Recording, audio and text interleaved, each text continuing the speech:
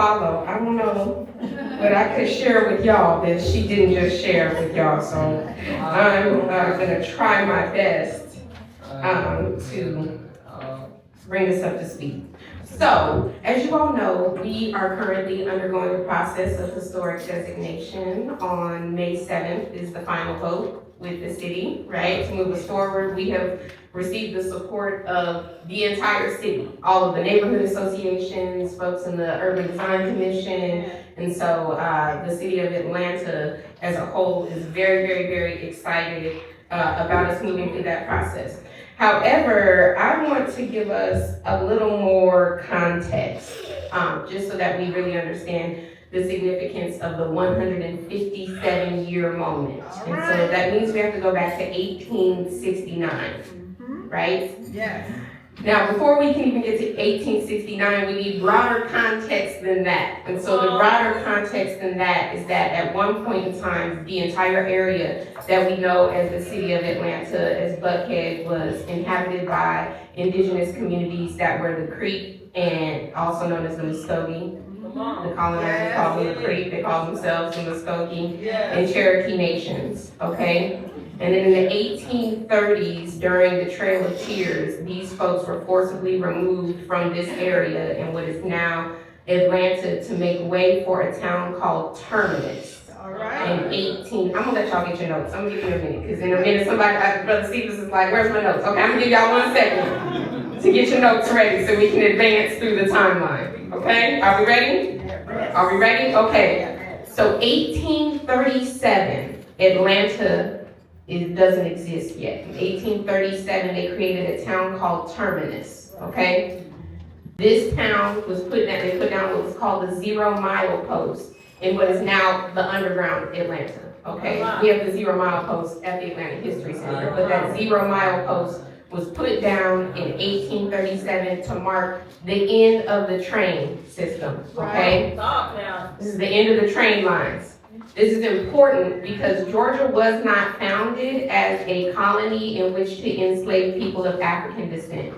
In 1750, Georgia was founded as what James Oglethorpe called the common man's paradise. So James Oglethorpe, y'all know Oglethorpe, streets, school, buildings, right? He's the founder of Atlanta. So he created this space to be a place that was free of enslavement, where folks could come from England and have silk farms and wine orchards. They believed that this labor was too advanced for Africans to master. And so Georgia was not founded as a slave-holding colony. That's important, okay? Yeah. Because by the time we get to the 19th century, a campaign to bring slavery to Georgia has already happened. And when the cotton gin is invented, it takes Georgia from being this big, massive land that no one really cares about to a space where cotton can be produced. Okay. This is really important, okay? Yeah. So 1837, Terminus is founded. In 1847, the city of Atlanta is formally founded, okay?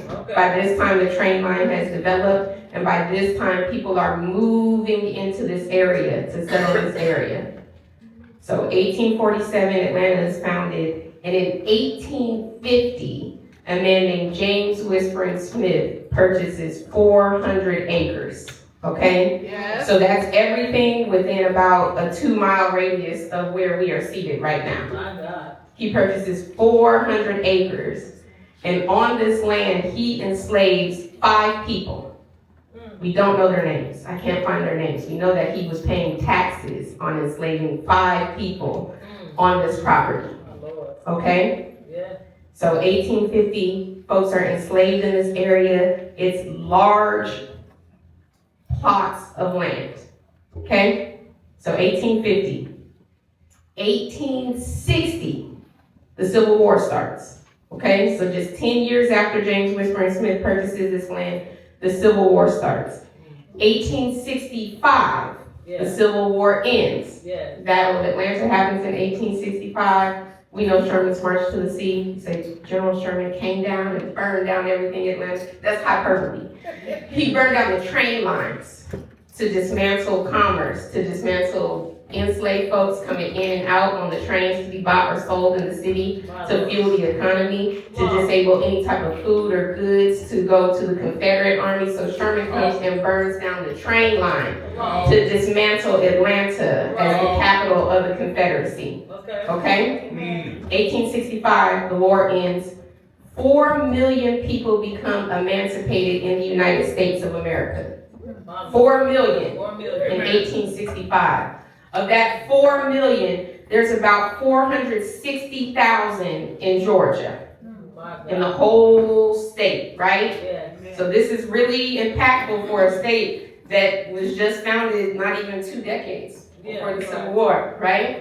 Become #1 economic force of the South. Civil War ends, and when the Civil War ends in 1869, we enter a period called Reconstruction. And the point of the Reconstruction period, the point of the Reconstruction Acts, was to try to rebuild America, right, from the destruction of the Civil War. And it's in 1869, just 4 years after the end of the Civil War, that Roland Wisham and others who were formerly enslaved in this area, not just those enslaved by the Smiths, but others that were enslaved in this area, continued to worship.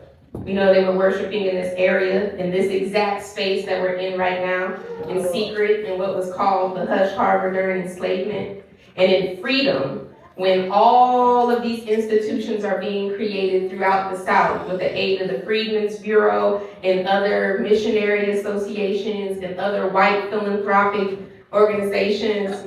Here comes a small community of Black folks in a place called Buckhead, who say that as all of these institutions are being created throughout the city, we're going to create our own institution. And so the creation of New Hope AME makes this one of the first institutions created in freedom in the city of Atlanta. New Hope AME Church is one of the oldest congregations in the city of Atlanta. New Hope AME was founded just 22 years after the city of Atlanta was created. This is 30 years, about 3 decades after Terminus was created, which means that New Hope AME is a pillar in the city of Atlanta. It is a place that Black folks have always loved and worshiped and come in community. It is a place where generations of folks have thrived. I want us to acknowledge that we already have heard from 2 generations of one family, 3 generations coming soon right after me, right? So New Hope is a generational church. New Hope has been a generational space since 1850, when those folks were first brought to this location. So this is why the city of Atlanta cannot wait for us to be designated as a historic landmark and a historic site. In just 2 weeks. We are that. We're a historic site. We're a historic building. We're a historic location. And we will continue to be, right? So what the designation does for us is it totally protects our space. It rezones this space as a historic zone, meaning that no one can come in, purchase, develop. We cannot be kicked out of the city of Buckhead ever into the process of historic designation, right? And so it's really, really, really big for us that the city is on board and is so supportive of the work and the acknowledgement that we're doing, because we have not had to fight.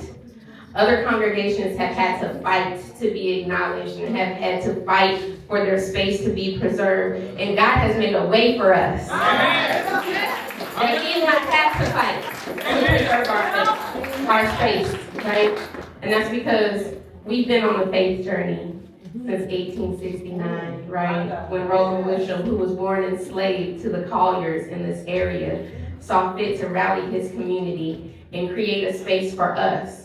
I like to think we think that the space was created for them, but in hindsight, the space was created for us. The space was created for us to be here and worship and love and knowledge and appreciation of our history and our culture and a God who we now know has brought us through some of the most challenging eras in American history and in the city's history. Happy anniversary, New Hope. You're a testament to faith and resilience, and we are his. Thank y'all so much.